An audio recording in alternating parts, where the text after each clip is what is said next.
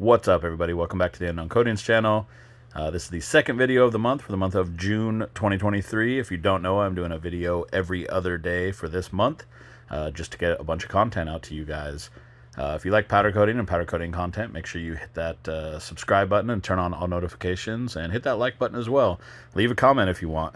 Got a great project, so let's get into it.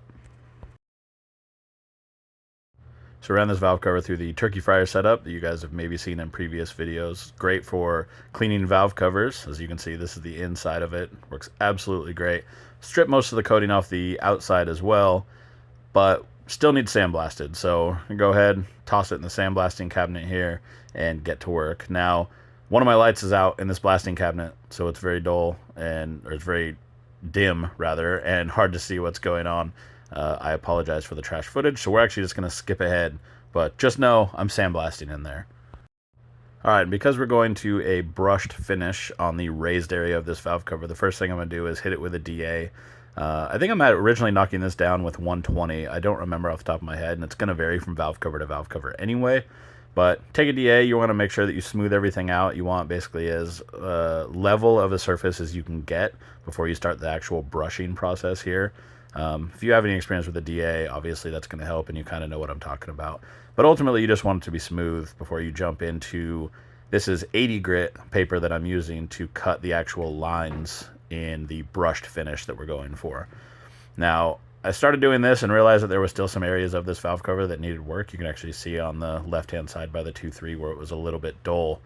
I hit it with a Scotch-Brite just to shine it up a little bit to confirm my suspicions, and then I go back to a DA, of course, to knock this back down. Once again, it needs to be extremely level before you start the brush process. Once I got that all knocked down, went back to 80 grit. I actually did 80 grit and then 120 on this. You can use almost any grit you want. You could go down to like a 40 grit I've seen people do. You just want to make sure that when you're doing this brush pattern, you can see that I'm going with the grain of these, I don't know, fins, I guess you'd call them, on this valve cover. And you want to go incredibly straight. You don't want to go back and forth or anything weird. And you always want to go over it with a Scotch-Brite pad after. What it will end up doing is giving kind of a satin finish to the brush look, and it makes the lines a little less obvious, especially if you're using a higher grit, like a 40 grit or a 60 or 80. Those lines are going to be very prominent in this metal, especially cast aluminum seems to show up quite a bit.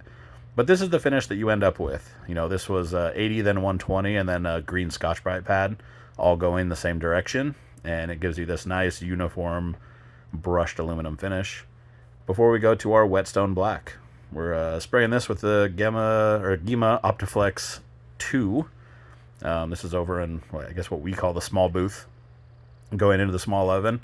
Also have a Volkswagen intake manifold that's going the same color. This is Whetstone Black from Prismatic. This is one of my favorite Wrinkle Blacks from Prismatic. It seems pretty uniform. It has like a nice sheen to it. It's not glossy, it's not flat. Just looks like a nice uniform, like OEM type wrinkle finish. Pretty easy to work with as well. After that's all sprayed, I'm going to start wiping off all those areas that we just brushed. Now, a lot of people are going to say, hey, why don't you vacuum this? Normally I would. I actually have another video that I'm going to be posting showing the difference between vacuuming and wiping, so I wanted to have this on here to show that I do still wipe stuff occasionally. It really just depends on the project. I'm going to knock off most of the stuff on this, and then I'm going to bring it down over to my workbench and do like the kind of final cleanup of all of this. Whether you're wiping it or doing a vacuum doesn't really matter. The results are going to be the same. Vacuuming might be a little bit faster, but in my opinion, it's a little easier to like mess up using a vacuum. And if you mess up and remove media, or remove powder rather, you're going to have to go through and spray powder back into that area, which can be a nightmare, especially on some of these valve covers where the raised areas are not nearly as defined. And I do just want to take a quick second. I know I bring this up quite a bit on this channel, but if you do like powder coating content, make sure you hit that subscribe button and turn on all notifications. You know, get a heads up every time we post new videos, and of course it's absolutely free and you can unsubscribe at any time. While you're doing that, hit that like button. So I brought this over to the workbench after I got a majority of the powder off. This is just a little easier. It's not swinging on the rack. I didn't want to hold the back of this. I actually don't remember why. Oh, I couldn't hold the back because I was holding my camera in the other one. Didn't have my tripod with me. So Now that it's on the workbench, it's obviously a little bit easier to use and go through and do all like the final detail and cleanup work. Over time, you can kind of see the valve cover become much more silver. The prominent color becomes silver. And really, it's just easier to do it not swinging no matter what, but with better lighting. Lighting is kind of the key. And in this booth, the way the valve cover was hanging, the lighting was not ideal just because the valve cover was hanging at such a weird angle. And here you can see after all of it's wiped off, this is before it goes back in the oven. We have these little nicks right here that I couldn't get rid of. I didn't want to cut too deep into this valve cover. There's some other ways to go about that. You could probably, you know, scrape out that little bit of powder in those so those would still be kind of a grayish color. They wouldn't be the bright silver of the brushed, but same for the most part. I chose to leave them black.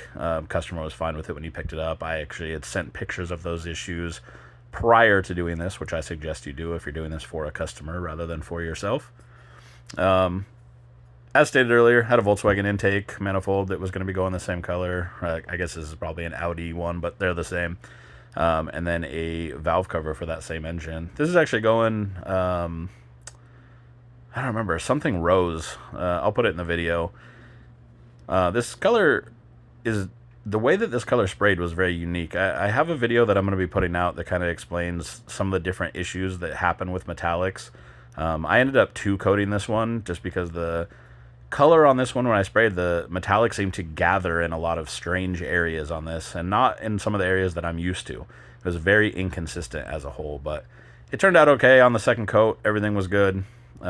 This is, of course, the valve cover with the whetstone black, the wrinkle black, and the brushed aluminum. Came out absolutely perfect. I was stoked on how it came out. Nice, even, perfect texture across the whole thing. Same with this intake manifold. Like I said, whetstone black is a pretty forgiving one. As long as you get enough powder on, it's pretty much the key is getting good coverage with any of the wrinkle colors. They'll do exactly what you need.